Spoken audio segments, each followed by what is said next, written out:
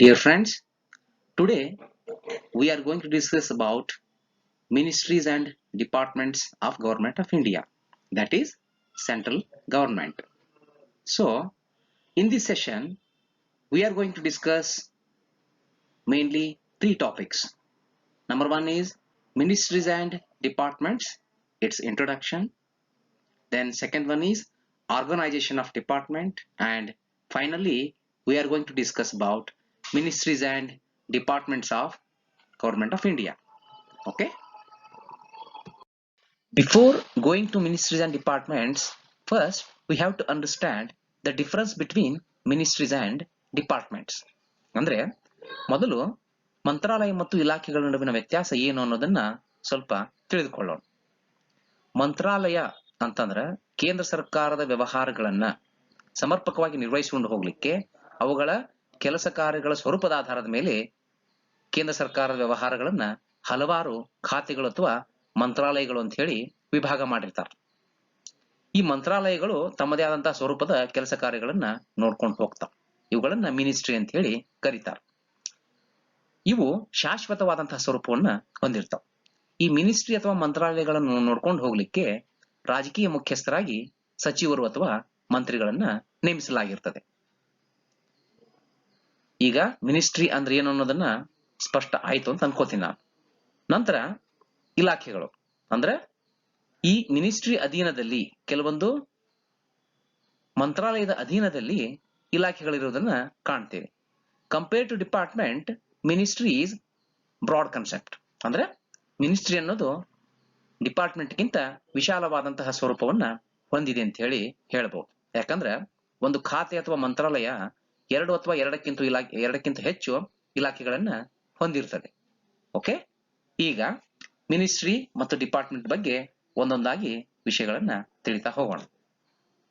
The business of the union government is transacted in the ministries and departments, their attached and subordinate officers, public undertakings and other agencies under them. Under Article 77 subclause 3 of the Constitution, rules have been framed to regulate the allocation of government functions among ministries for more convenient transaction. ಅಂದ್ರೆ ಕೇಂದ್ರ ಸರ್ಕಾರದ ವ್ಯವಹಾರಗಳನ್ನ ಮಂತ್ರಾಲಯಗಳು ಮತ್ತು ಇಲಾಖೆಗಳು ಹಾಗೂ ಅವುಗಳ ಅಧೀನದಲ್ಲಿರುವಂತಹ ಕಚೇರಿಗಳು, ಸಾರ್ವಜನಿಕ ಸ್ವಾಮ್ಯದ ಸಂಸ್ಥೆಗಳು ಮತ್ತು ಇತರೆ ಹಲವು ಏಜೆನ್ಸಿಗಳ ಮೂಲಕ ನಿರ್ವಹಿಸಿಕೊಂಡು ಹೋಗಲಾಗ್ತದೆ. ಹಾಗಾದ್ರೆ ಇವನ್ನ ಯಾವ ವಿಧಿವಿಧಾನಗಳ ಮೂಲಕ ನಿರ್ವಹಿಸಿಕೊಂಡು ಹೋಗಬೇಕು ಅನ್ನೋದಕ್ಕೆ ಕೆಲವೊಂದು ಕಾಯ್ದೆಗಳನ್ನ ಮಾಡಿಕೊಳ್ಳಲಾಗಿದೆ. ಅದನ್ನೇ ಈಗ ನಾವು ತಿಳ್ಕೊಳ್ಳುವಂತ ಪ್ರಯತ್ನವನ್ನ ಮಾಡೋಣ. These rules are called Government of India Allocation of Business Rules. These rules specify the ministries, departments, secretariats and offices in which the work of the government is carried out. ಅಂದ್ರೆ ಯಾವ ಯಾವ ಸರ್ಕಾರದ ಕೆಲಸಗಳೆಲ್ಲ ಹೇಗೆ ಆಗ್ಬೇಕು ಅನ್ನೋದನ್ನ ಈ ನಿಯಮಗಳು ನಮಗ ತಿಳಿಸ್ಕೊಡ್ತಾವ. ಅದನ್ನ ನಾವೇನಂತ ಕರಿತೀವಪ್ಪ? ಭಾರತ ಸರ್ಕಾರದ ವ್ಯವಹಾರಗಳ ಹಂಚಿಕೆ ಕಾಯ್ದೆಗಳು ಎಂದು ಕರಿತೀವಿ. According to the Government of India manual, the business allotted to a ministry is normally disposed of by the minister in charge or by an appropriate officer of the ministry under the direction of the minister. ಅಂದ್ರೆ ಪ್ರತಿಯೊಂದು ಮಂತ್ರಾಲಯ ಅಥವಾ ಇಲಾಖೆಯನ್ನ ನೋಡ್ಕೊಂಡು ಹೋಗ್ಲಿಕ್ಕೆ ಒಬ್ಬ minister ಅಥವಾ ಸಚಿವರು ಇರ್ತಾರೆ. ಈ ಸಚಿವರಿಗೆ ಸಲಹೆ ಸೂಚನೆಗಳನ್ನು ನೀಡಲಿಕ್ಕೆ ಆಡಳಿತಾತ್ಮಕವಾಗಿ ಒಬ್ಬರು ಕಾರ್ಯದರ್ಶಿ ಇರ್ತಾರೆ ಅಥವಾ ಸೆಕ್ರೆಟರಿ ಇರ್ತಾರೆ ಅನ್ನೋದನ್ನ ನಾವು ತಿಳ್ಕೊಬೇಕು. ಇವರು ಆಡಳಿತಕ್ಕೆ ಸಂಬಂಧಪಟ್ಟಂತೆ ಅಂದ್ರೆ ಆಯಾ ಸಚಿವರ ಇಲಾಖೆಗಳ ಆಡಳಿತಕ್ಕೆ ಸಂಬಂಧಪಟ್ಟಂತೆ ಸಲಹೆ ಸೂಚನೆಗಳನ್ನ ನೀಡುವಂತಹ ಕಾರ್ಯವನ್ನ ಆಯಾ ಇಲಾಖೆಯ ಕಾರ್ಯದರ್ಶಿಯವರು ಮಾಡ್ತಾರೆ. Next, the size and organisation of the ministries however has been varying from time to time. ಅಂದ್ರೆ ಈ ಮಂತ್ರಾಲಯಗಳು ಎಷ್ಟಿರಬೇಕು, ಒಂದು ಕೇಂದ್ರ ಸರ್ಕಾರದ ಅಧೀನದಲ್ಲಿನ ಮಂತ್ರಾಲಯಗಳು ಎಷ್ಟಿರಬೇಕು ಅನ್ನೋದನ್ನ ಯಾವುದೇ ರೀತಿ ನಿರ್ದಿಷ್ಟವಾಗಿ ನಿಗದಿಪಡಿಸಿಲ್ಲ. ಅದರದು ಕಾಲದಿಂದ ಕಾಲಕ್ಕ ಬದಲಾಗ್ತಾ ಹೋಗ್ತದೆ. ಮೊದಲು ಇದಕ್ಕೆ ಮಿತಿ ಅನ್ನೋದಿರಲಿಲ್ಲ. ಎಷ್ಟು ಬೇಕಷ್ಟು ಮಂತ್ರಾಲಯಗಳನ್ನ ಇಲಾಖೆಗಳನ್ನ ಮಾಡ್ಕೊಳ್ತಾ ಇದ್ರು. ಅದಕ್ಕೆ ಹಲವಾರು ಸಚಿವರುಗಳನ್ನು ಕೂಡ ನೇಮಿಸಿಕೊಂಡು ಬರುವಂತಹ ಸಂಪ್ರದಾಯವನ್ನು ನಾವು ಕಾಣ್ತಾ ಇದ್ವಿ. ಆದ್ರೆ 91ನೇ ಸಂವಿಧಾನ ತಿದ್ದುಪಡಿ ಮೂಲಕ ಈ ಸಚಿವರುಗಳು ಕೌನ್ಸಿಲ್ ಆಫ್ ಮಿನಿಸ್ಟರ್ಸ್ ಒಟ್ಟು ಸಂಖ್ಯೆ ಲೋಕಸಭೆಯ ಒಟ್ಟು ಸದಸ್ಯರ 15% ಮೀರಬಾರದು. ಏನ್ ಹೇಳುತ್ತೆ 91st constitutional amendment, which limits the total number of council of ministers including the prime minister shall not exceed 15% of the total number of members of the Lok Sabha.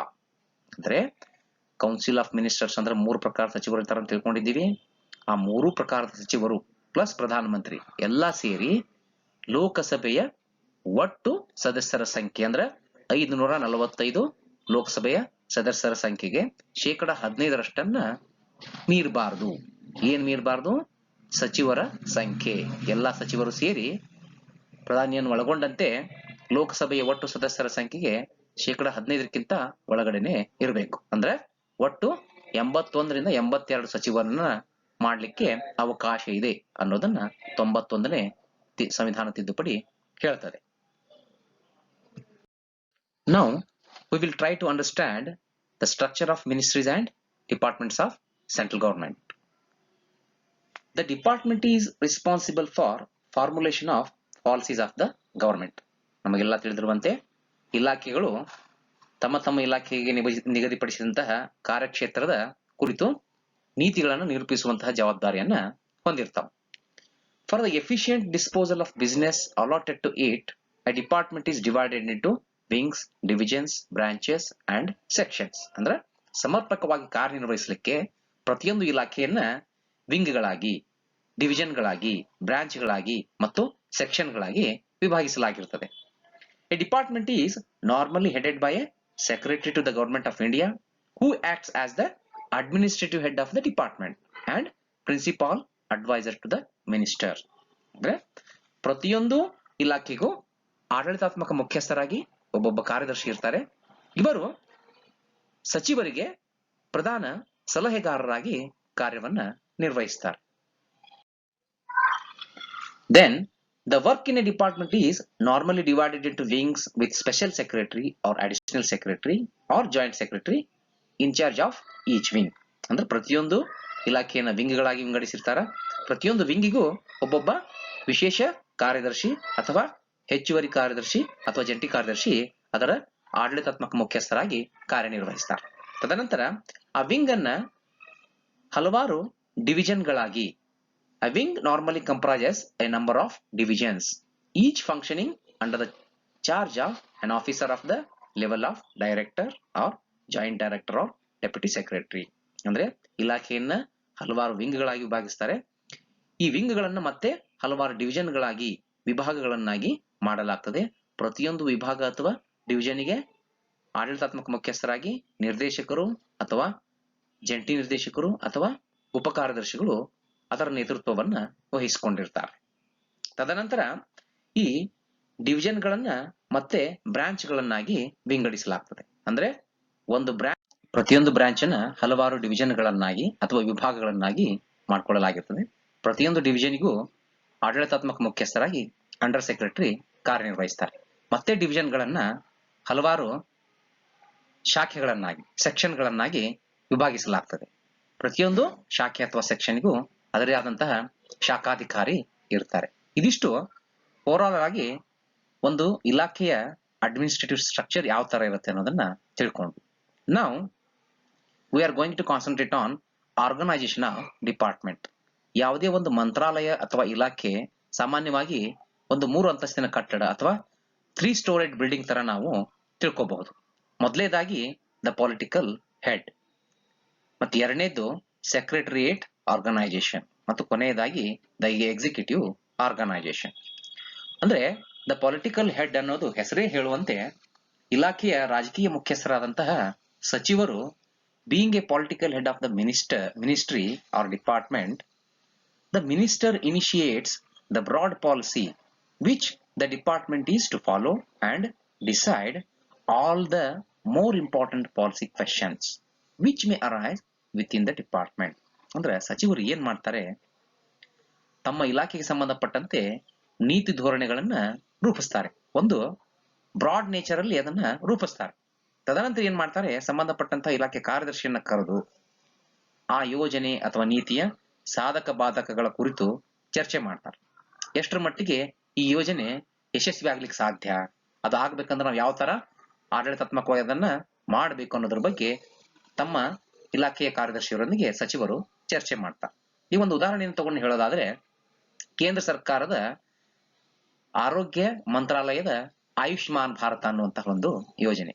ಈ ಆಯುಷ್ಮಾನ್ ಭಾರತ ಇಲ್ಲಿ ಸಚಿವರ ಪಾತ್ರ ಏನಪ್ಪಾ ಅಂದ್ರ, ಈ ಬಡವರ್ಗದ ಸಾಮಾನ್ಯ ಜನರಿಗೆ ಅಗದಿ ಕಡಿಮೆ ದರದಲ್ಲಿ ಅಥವಾ ಉಚಿತವಾಗಿ ಈ ಆರೋಗ್ಯದ ಒಂದು ಸೇವೆ ಸಿಗಬೇಕು, ಈ ಕುರಿತು ಒಂದು ಯೋಜನೆ ಮಾಡಿದ್ರೆ ಸಾಮಾನ್ಯ ಜನರಿಗೆ ಒಳ್ಳೇದಾಗಬಹುದು ಅನ್ನುವಂತ ಒಂದು ಕನ್ಸೆಪ್ಟ್ ಅನ್ನ, ಪರಿಕಲ್ಪನೆಯನ್ನ ಸಂಬಂಧಪಟ್ಟಂತಹ ಕಾರ್ಯದರ್ಶಿಯವರ ಮುಂದೆ ಇಡ್ತಾರೆ. ಅವಾಗ ಕಾರ್ಯದರ್ಶಿ ಏನ್ ಮಾಡ್ತಾರೆ, ಸಚಿವರೊಂದಿಗೆ ಸಮಗ್ರವಾಗಿ ಚರ್ಚಿಸಿ ಅದರ ಸಾಧಕ ಬಾಧಕಗಳು, ಆಡಳಿತಾತ್ಮಕವಾಗಿ ಅದನ್ನ ಯಾವ ತರ ಇಂಪ್ಲಿಮೆಂಟ್ ಮಾಡ್ಲಿಕ್ಕೆ ಸಾಧ್ಯ, ಅದರಿಂದ ಸರ್ಕಾರಕ್ಕಾಗುವಂತಹ ಹೊರೆ ಎಷ್ಟು, ಈ ಎಲ್ಲ ವಿಷಯಗಳ ಕುರಿತು ಸೆಕ್ರೆಟರಿ ಅವರು ಸಚಿವರೊಂದಿಗೆ ಚರ್ಚೆಯನ್ನ ಮಾಡ್ತಾರೆ.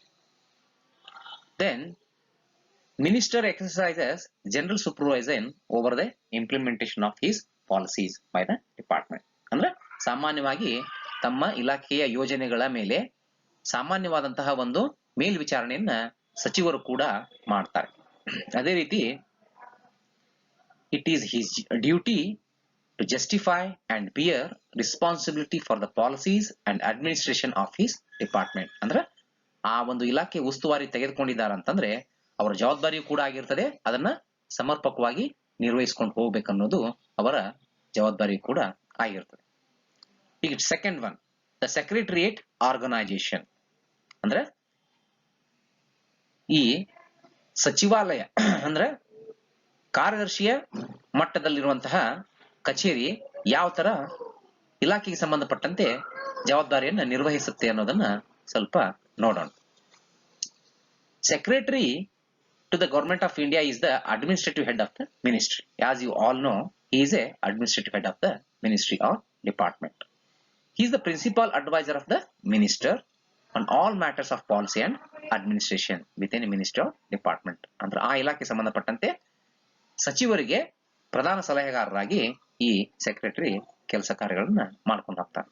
ಇವರ ಅಧೀನದಲ್ಲಿ ತನ್ನದೇ ಆದಂತ ಕಚೇರಿ ಸಿಬ್ಬಂದಿ ಇರ್ತಾರ, ಅದನ್ನ ನಾವು ಈಗಾಗಲೇ ಡಿಸ್ಕಷನ್ ಮಾಡಿದ್ದೀವಿ. ಅಂದ್ರೆ ಒಂದು ಇಲಾಖೆಯನ್ನ ಹಲವಾರು ವಿಂಗ್ಗಳನ್ನ ಹಲವಾರು ಡಿವಿಷನ್ಗಳನ್ನ ಮತ್ತೆ ಹಲವಾರು ಬ್ರಾಂಚ್ಗಳನ್ನಾಗಿ, ಕೊನೆಯದಾಗಿ ಬ್ರಾಂಚ್ಗಳನ್ನ ಮತ್ತೆ ಹಲವಾರು ಸೆಕ್ಷನ್ಗಳನ್ನಾಗಿ ವಿಭಾಗಿಸಿ ಪ್ರತಿಯೊಂದು ಹಂತದಲ್ಲೂ ಅದರದೇ ಆದಂತಹ ಆಡಳಿತಾತ್ಮಕ ಅಧಿಕಾರಿ ವರ್ಗವನ್ನ ನೇಮಿಸಿರ್ತಾರ. ಅವರು ಆಯಾ ಹಂತದಲ್ಲಿ ತಮ್ಮ ಆಡಳಿತಾತ್ಮಕ ಜವಾಬ್ದಾರಿಯನ್ನ ನಿರ್ವಹಿಸ್ತಾರೆ ಅನ್ನೋದನ್ನ ನಾವು ತಿಳ್ಕೊಂಡಿದ್ದೀವಿ. ಈಗ ನೆಕ್ಸ್ಟ್ ನಾವು ದ ಎಕ್ಸಿಕ್ಯೂಟಿವ್ ಆರ್ಗನೈಸೇಷನ್ ಬಗ್ಗೆ ತಿಳ್ಕೊಳ್ಳುವಂತ ಪ್ರಯತ್ನವನ್ನ ಮಾಡೋಣ.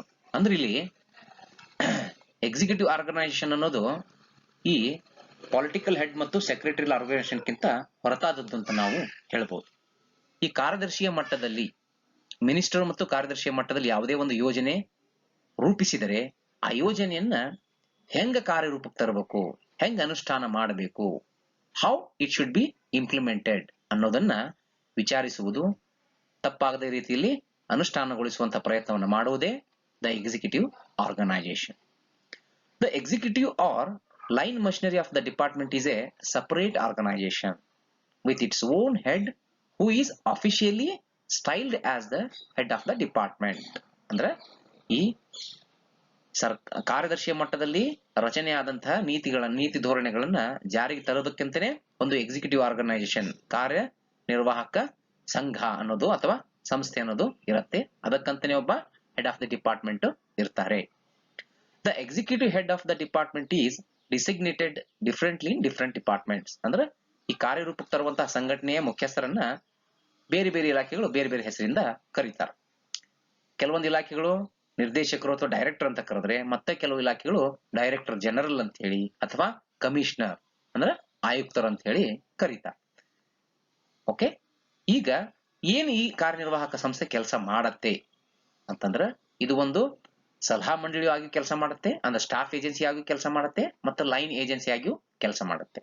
ಅವಶ್ಯಕತೆ ಇದ್ದಾಗ ಕಾರ್ಯದರ್ಶಿಗಳಿಗೆ ಸಲಹೆಗಳನ್ನು ಸಹಕಾರವನ್ನು ನೀಡುತ್ತೆ. ಅದ್ರ ಜೊತೆಗೆ ಕಾರ್ಯದರ್ಶಿಯವರು ರೂಪಿಸಿದಂತಹ ಅಂದ್ರೆ ನೀತಿ ಧೋರಣೆಗಳನ್ನು ರೂಪಿಸಲಿಕ್ಕೆ ಕಾರ್ಯದರ್ಶಿಗೆ ಸಹಾಯನೂ ಮಾಡುತ್ತೆ ಮತ್ತು ಅದನ್ನು ಅನುಷ್ಠಾನಗೊಳಿಸುವಲ್ಲಿ ತಮ್ಮದೇ ಆದಂತಹ ಸ್ವತಂತ್ರ ಪಾತ್ರವನ್ನು ಕೂಡ ದಿ ಎಕ್ಸಿಕ್ಯೂಟಿವ್ ಆರ್ಗನೈಸೇಷನ್ ನಿರ್ವಹಿಸಿಕೊಂಡು ಹೋಗುತ್ತೆ ಅನ್ನೋದನ್ನ ನಾವಿಲ್ಲಿ ಅರ್ಥ ಮಾಡ್ಕೊಳ್ಬೇಕು. ಓಕೆ, ಈಗ ಇಷ್ಟೊತ್ತು ನಾವು ಮಂತ್ರಾಲಯ ಮತ್ತು ಇಲಾಖೆಗಳ ಸಾಮಾನ್ಯ ಪರಿಚಯ ಮತ್ತು ಅವುಗಳ ಆಡಳಿತಾತ್ಮಕ ಸಂಘಟನೆ ಯಾವ ರೀತಿ ಇರುತ್ತೆ ಅನ್ನೋದ್ರ ಬಗ್ಗೆ ತಿಳಿದುಕೊಂಡಿವಿ.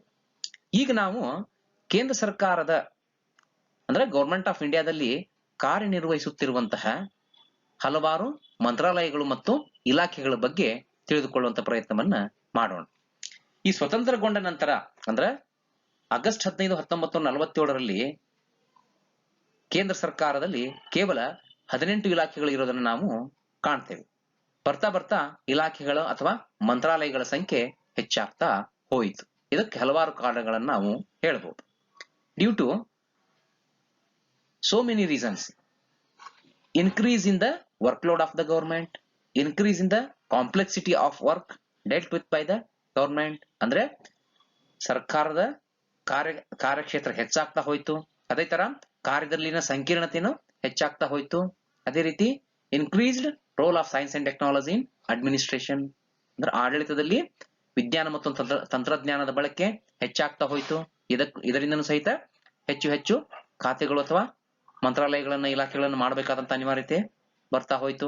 ತದನಂತರ emergence of coalition governments and so on, ಅಂದ್ರೆ ಇತ್ತೀಚೆಗೆ ಯಾವುದೇ ಒಂದು ಪಕ್ಷ ಸ್ಪಷ್ಟ ಬಹುಮತದಿಂದ ಸರ್ಕಾರವನ್ನು ರಚಿಸ್ತಾ ಇಲ್ಲ. ಹೀಗಾಗಿ ಅವುಗಳ ಸಮ್ಮಿಶ್ರ ಸರ್ಕಾರಗಳಾಗಿ ಕಾರ್ಯವನ್ನು ಮಾಡ್ತಾ ಇರೋದನ್ನ ನೋಡ್ತಾ ಇದ್ದೀವಿ. ಇದರಿಂದಾಗಿಯೂ ಕೂಡ ಎರಡೂ ಪಕ್ಷದವರನ್ನ ಅಂದ್ರೆ ಸಮ್ಮಿಶ್ರ ಸರ್ಕಾರದಲ್ಲಿರುವಂತಹ ಎರಡೂ ಕಡೆಯ ಪಕ್ಷದವರನ್ನು ಸಮಾಧಾನ ಪಡಿಸಲಿಕ್ಕೆ ಖಾತೆಗಳನ್ನ ಅಥವಾ ಇಲಾಖೆಗಳನ್ನ ಹೆಚ್ಚು ಮಾಡ್ತಾ ಹೋಗ್ತಾ ಇರೋದನ್ನ ನಾವು ಕಾಣಬಹುದು.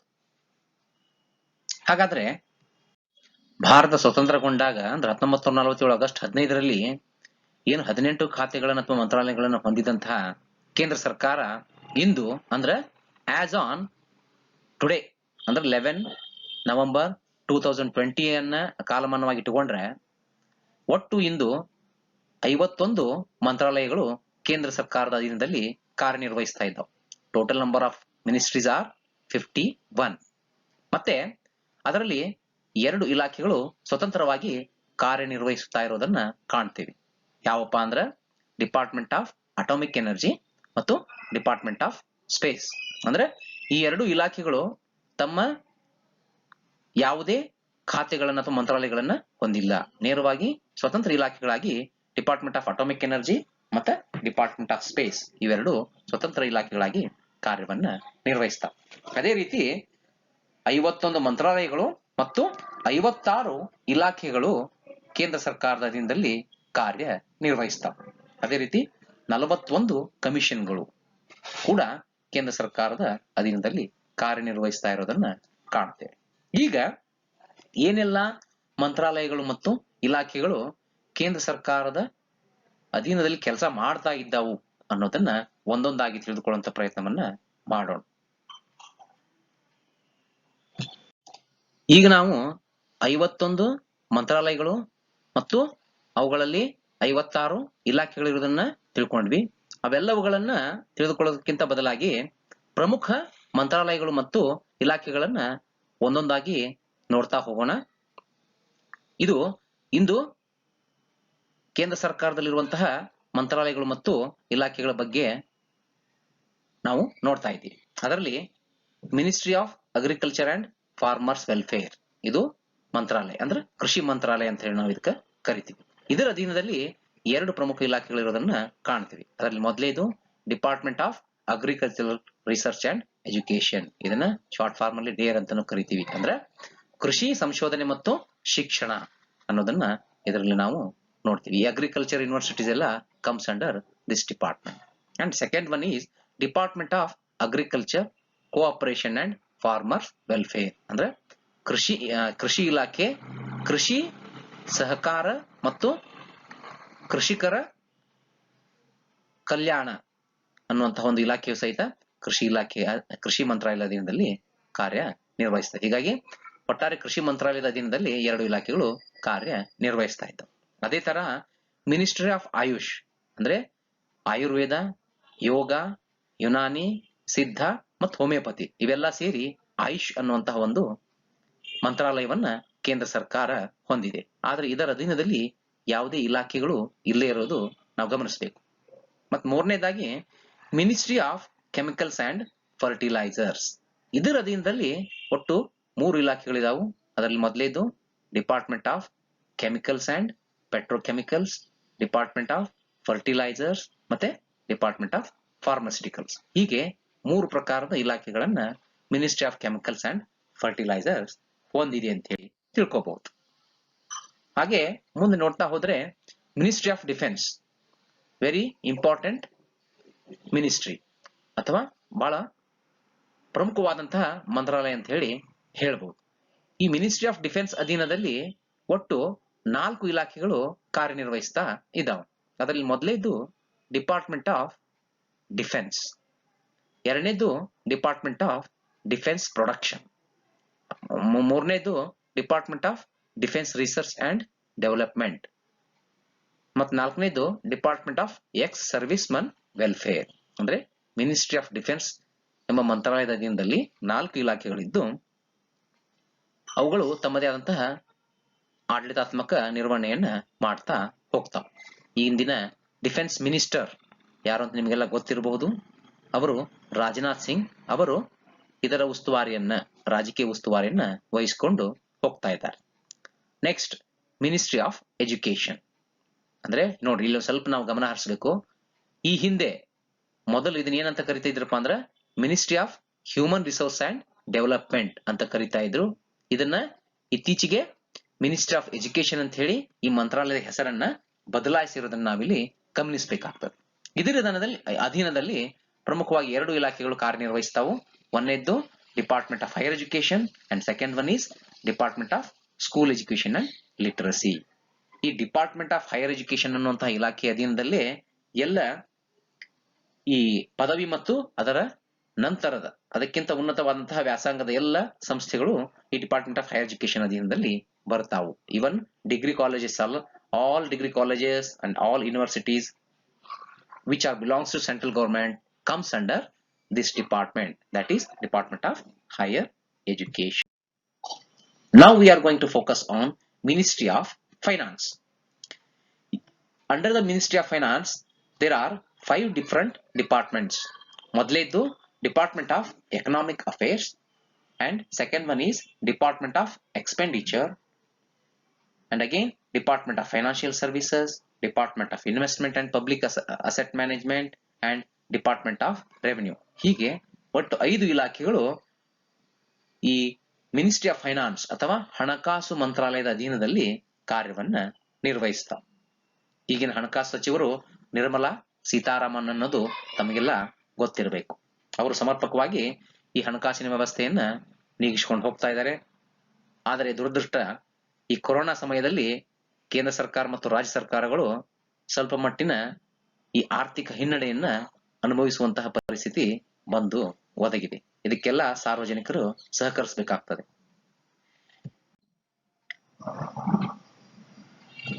ಈಗ ಹಲವಾರು ಮಂತ್ರಾಲಯಗಳು ಮತ್ತು ಇಲಾಖೆಗಳನ್ನ ನಾವೆಲ್ಲವನ್ನು ಇಲ್ಲಿ ಚರ್ಚೆ ಮಾಡಿ ಹೋಗಿಲ್ಲ. ಕೆಲವೊಂದು ಪ್ರಮುಖ ಮಂತ್ರಾಲಯಗಳನ್ನ ಮಾತ್ರ ಚರ್ಚೆ ಮಾಡಿದ್ದೀವಿ. ಆದ್ದರಿಂದ ನೀವೆಲ್ಲ ಏನ್ ಮಾಡ್ಬೇಕು, ನಾನೊಂದು ವೆಬ್ಸೈಟ್ ಲಿಂಕ್ ಕೊಡ್ತೀನಿ.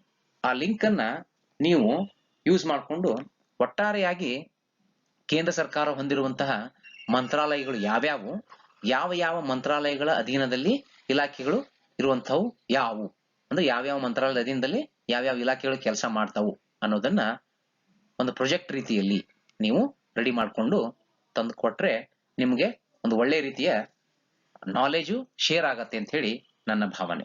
ಅದನ್ನ ದಯವಿಟ್ಟು ಎಲ್ಲರೂ ಬರ್ಕೊಡ್ರಿ. ಅಥವಾ ನೀವು ಗೂಗಲ್ಗೆ ಹೋಗಿ GOI directory.nic.in, ಇನ್ನೊಂದ್ಸಾರಿ ಹೇಳ್ತೀನಿ, GOI ಅಂದ್ರೆ government of India directory.noc.in.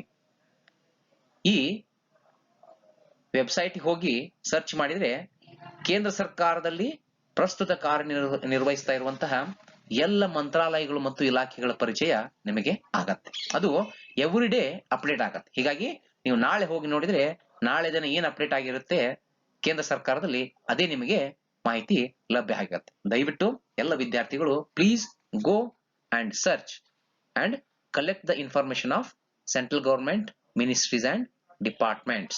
Okay, thank you one and all.